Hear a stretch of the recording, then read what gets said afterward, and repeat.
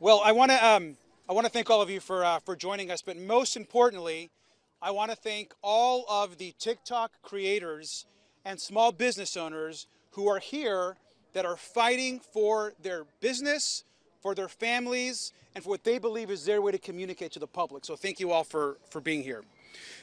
We wanted to make sure we gathered at a really important point where there might be looking like a vote tomorrow morning on what could lead to a ban on TikTok.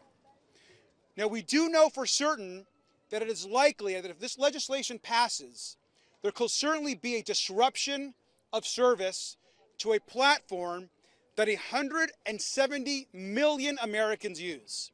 And that disruption could lead to a full ban. I want to introduce some folks. My name is Robert Garcia. I represent California. We're going to have 4 other members of Congress who are also going to speak, and 2 TikTok creators as well. We have Congressman Maxwell Frost, Congresswoman Sarah Jacobs, and Congresswoman Delia Ramirez. I want to thank them for being here. Now, I've been a fan of TikTok long before I came to Congress. It's a way to communicate. Also, as an openly gay person, it's a place where I get so much gay information, where gay creators come to share news. And long before I got to Congress, I also used TikTok to gather what was going on around me around the world, not just in politics, but also in entertainment and pop culture. We should also be honest with each other. TikTok is also fun. People use it. And 1 in 3 Americans are on TikTok in some form of another. That's 1 in 3 US adults. We know that TikTok is also a space for representation. And banning TikTok also means taking away a voice and a platform for communities of color and queer creators that have made TikTok their home. What's really important for the public to know is any ban on TikTok is not just banning the freedom of expression. You are literally causing huge harm to our national economy. We have small business owners that are here and small business owners from across the country that use TikTok to move our economy forward. Some of these creators and these business owners solely depend on TikTok for their revenue and their job. And so to rush a process forward that could ban their form of work, particularly young people in this country, is misguided and it's rush. We also believe that singling out TikTok is not fair. Now, we all need to be honest about the dangers of social media, and we understand those. Is there disinformation on TikTok? Absolutely. Is there also disinformation on Meta, on Instagram, on X? Absolutely. All of our social media platforms need to be treated equally and need to be treated the same way. And to single out TikTok in this way, we believe is dangerous and certainly against freedom of expression. We need to take a better approach to these social issues, and I personally believe that the movement to hopefully stop this bill and get more votes continues to grow. Before I turn this over to Congressman Frost, I want to say one last thing. A lot of us attended a classified briefing today on TikTok from a national security perspective. My opinion going into the briefing was to not support a ban, but I wanted to hear the information. My opinion leaving that briefing has not changed at all. There's nothing in that briefing that changed my mind that this is an immediate national security threat and that we're going to remove this platform for 170 million Americans. And so with that, I'm going to turn this over to Congressman Maxwell Frost. Thank you, Robert. Hello, everybody. I am here today to stand alongside of some of my colleagues and these creators to say, not only am I a no on tomorrow's TikTok ban bill, but I'm a hell no on tomorrow's TikTok ban bill. Look, we got to be clear. There's going to be an attempt to try to spin this to say it's not a ban, it's not a ban. But let's look at the facts. If you research and look into acquisitions of this size, putting a 180-day time period on it, 5 months, especially, we're talking about a very large company. There's only a few players who can even afford to buy something like TikTok, which puts us into antitrust territory. There are automatic pauses that are put from a month to a year that can inhibit on this 5-month period that we put up. So essentially what this bill is doing is setting this wholesale up to fail. And I truly believe that there's too much ambiguity here to mess with, especially when we're talking about an application that is a huge part of our lives and of for small businesses and content creators here in the United States. That's reason number one. It's unreasonable to believe that in 180 days that a buyer will be found. And that the deal can move forward, which would result in TikTok being banned. Whether it's banned for a year or 2 years or 6 months, a ban is a ban. Number two, I believe that it is an infringement on our First Amendment rights, and it violates the Constitution. You don't have to just ask me. The American Civil Liberties Union also agrees with us on this as well. And the way they put it, I think, is great. There's going to be a lot of folks who say, oh, well, because it's a for sale and they're not explicitly banning it, it's going to be fine in the courts. ACLU calls that a fig leaf of an argument, and I also agree. We're talking about a platform that allows people to put out information, news, whatever they want to put out that over 170 million Americans use. And I think that's important to keep in mind. The last thing I'll say that's top of mind for me is a lot of y'all know I'm from the state of Florida, the beautiful state of Florida, and sometimes scary state of Florida. I live in a state where our governor, Ron DeSantis, and his cronies and neo-fascist right wing is moving to change history in the state of Florida. Middle schoolers will read in their textbooks that black people that were enslaved received personal benefit from it. Don't Say Gay was passed to erase our queer communities from our campuses. They're passing legislation to try to shield what's going on with the climate crisis. I hear from students all the time that get their information, the truth of what has happened in this country, from content creators on TikTok and on different social media platforms. And to take that away, I'm just thinking specifically about my constituents right now, about people in the state of Florida, people in the state of Texas, where we are on the front lines of these fascist attacks. It's platforms like this that can help combat some of that disinformation. Now, I do have to say, am I concerned about Americans' data? Yes, I am. I am highly concerned about our data being collective and being misused by both foreign adversaries and also domestic companies. But this bill does not fix that problem. Let's be honest here. This bill doesn't fix it. We could pass this. It could get signed tomorrow. I hope it doesn't. And in 6 months, in a year, we'll be back at the same conversation, possibly talking about some other social media platform that's misusing our data. So if Congress wants to be serious and craft legislation that'll protect all Americans from all bad actors, I'm in. But for this, count me out, 110%. And with that, I am going to introduce Sarah Jacobs. Thank you. Well, hi, everybody, and thank you so much to my colleagues for being here and for all of our amazing creators. Look, I sit on both the House Foreign Affairs and the House Armed Services Committees, so I assure you I fully understand the threats that are posed by the PRC. But the thing is, censoring and trampling on the civil liberties of 150 million Americans who use TikTok every day isn't the answer.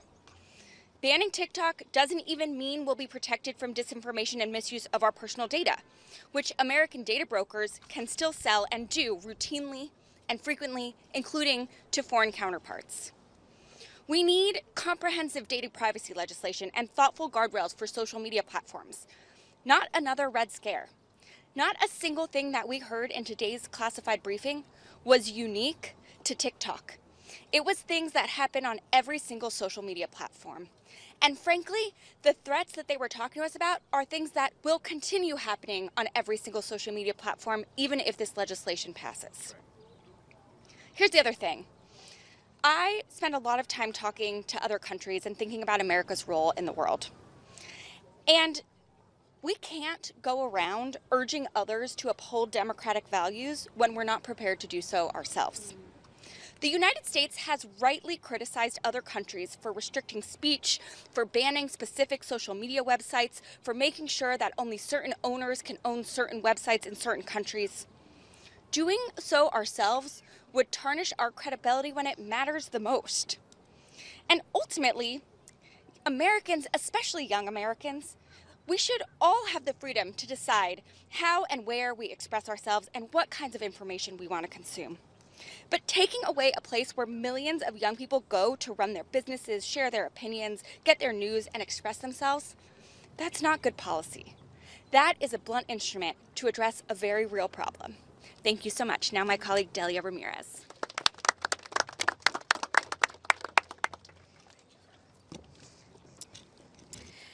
Good afternoon, everyone, on this gorgeous sunny day. A perfect day to be standing here together. Like you heard, my name is Delia Ramirez, and I get to represent the beautiful Illinois 3 that represents Chicago, one of the greatest cities in the world. I'm a bit biased, maybe. Over the last few days, all of us have heard from constituents about what TikTok means and the great value it has to American people. In addition to joy, laughter, as you scroll up and down and realize 3 hours later you're still scrolling, TikTok has also been used as an opportunity to organize for free speech demonstrations, for power building, especially for Black and brown communities. It is indisputable that TikTok and other popular social media platforms have an established place in our social, communal, and political lives. And while there may be real data safeguard issues to address, which I agree with my colleagues here, it is clear that those potential data abuses are systemic. They require policy solutions that safeguard Americans' data and limit the data that social media companies can collect. But I want to just reiterate what you heard from my colleagues. This bill is not going to do that. We are rushing into a vote without the necessary hearings necessary, without the community input. You're hearing people say that TikTok has changed their life. They have started their business. It has been an opportunity to communicate with the world. And we are so quick to rush to a vote, not recognizing the full consequences this action could have on our communities and our small businesses. If we're really concerned about the security of Americans' information, we don't have to look much farther than our government's data collection. I mean, we know that in recent discussion of Section 702 of FISA, it drew attention to the routinely abused surveillance programs that broadly support demand for privacy reforms. We have to significantly reduce surveillance overreach and safeguard American civil liberties without compromising national security, and that work actually begins here at home.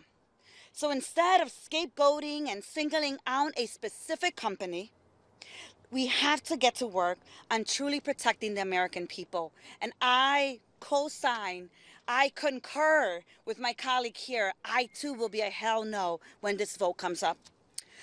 To hear more about the impact that this vote can potentially have, I'd like to ask JT Legburn, a creator in TikTok, to share a few words. JT? First, I just want to say thank you to our Congress members for giving us the opportunity to be here. Like they said, my name is JT Legburn. I'm from Farmington, Utah. I've been on this app since February of 2019, long before it was cool to be on TikTok. I joined with the intention of just trying to make people smile and leave this world a better place. From doing that, my wife and I were able to start a business, Just Think, and it was a movement. It was amazing. It's changed our lives, but I've watched this app do so much more than what is depicted elsewhere. I've seen this app raise over $1 million for the American Heart Association after I went through open heart surgery in May of 2020 during the pandemic when my wife wasn't even allowed to be by my side. This app showed up for her to support her when she couldn't be by my side.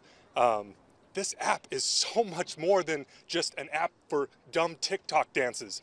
So when I hear these elected officials literally mock and make fun of TikTok and its creators, I'm disgusted. This is a life-changing app. So many people, not only 5 million small businesses rely on it, but 170 million people rely on this app for more than just their livelihood. They rely on this app for their mental health.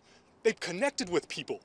They've made lifelong connections that wouldn't have been possible elsewhere because of TikTok, period. And so standing up here with all these amazing TikTokers behind me is a complete honor. And every single one of them would voice their opinion just like this. This is how we feel. This has to stop because it's not okay. My voice is on TikTok. My purpose is on TikTok. That's it. We can't let this happen, period. Thank you. turn it over to, sorry, Paul and Linda now. Yep.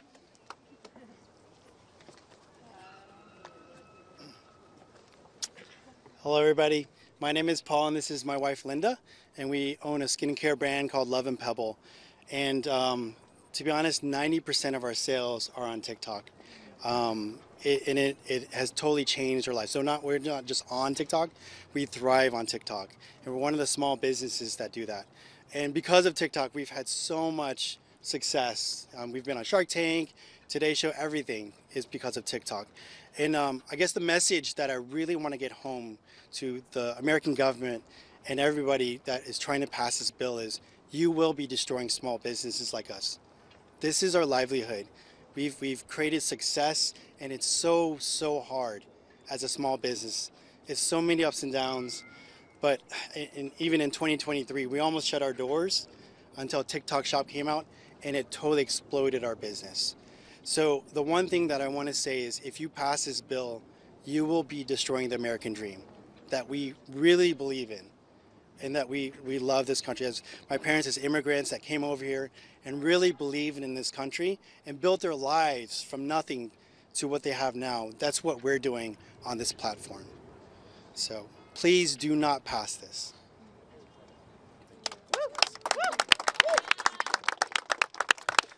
Thank you all. And one last point, and then if there's a couple questions, we'll take those, and then we're going to wrap up.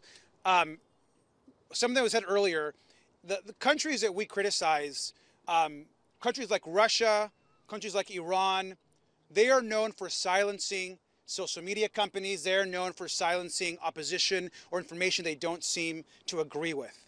The United States cannot be in the same category as these countries that we continuously go after on issues of free speech. Part of free speech is also hearing things you may disagree with.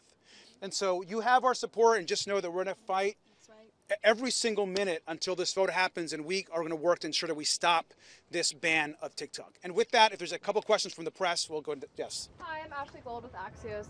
You mentioned there was nothing in the classified briefing that made you feel like TikTok is an immediate threat or anything like that. What I hear from a lot of other lawmakers is, yes, it's true that TikTok has the same issues every other social media platform does, but there's a unique threat because ByteDance is a Chinese company, and therefore we'll always have to listen to Beijing if they have a request. So what did they say during the Intel briefing? Did they say anything specifically about that, since that's unique to TikTok? And can you share anything else about that? I'll say two things that you want to add. Number one, we do vast majority of our U.S. trade with China. So if China want to disrupt us tomorrow, they have all the ability to do so. And so we're targeting one section of our relationship with China, which is a massive commerce relationship that we have. The second piece is we have yet to have any national security apparatus publicly produce any information that has shown that TikTok, the American company, that the affiliate, is actually taking any data and sending it over to China to impact Americans. There's no evidence of that yet. And so we have not learned any new information, and we certainly haven't heard evidence that that is actually happening. I don't know if anybody wants to add on that. Okay. You talked about the communal benefits of this platform, but why can't you create that same sense of community on another social media platform that doesn't have the same national security risks? Do it then. Right? I mean, it's easier said than done. And here's, look, this is to both questions really quick, is it's not that briefing didn't put concern into us. This is something we're all concerned about. We're concerned about our data. But it's that briefing didn't change our opinion on this bill. Steamrolling this bill, this is the fastest I've seen a bill go through in my year and change in Congress. I'd like to see a bill that will maybe address gun violence go that fast when we have 100 kids dying a day to a gun.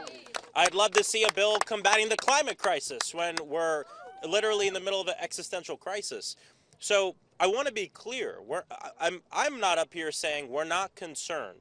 I would like to see ownership of TikTok change. Of course, this bill is not the way to achieve what we're looking to get, because it will drastically interrupt American life for so many people, but also small businesses and content creators. And again, we can find ourselves in the same situation in 6 months to a year talking about some other social media company.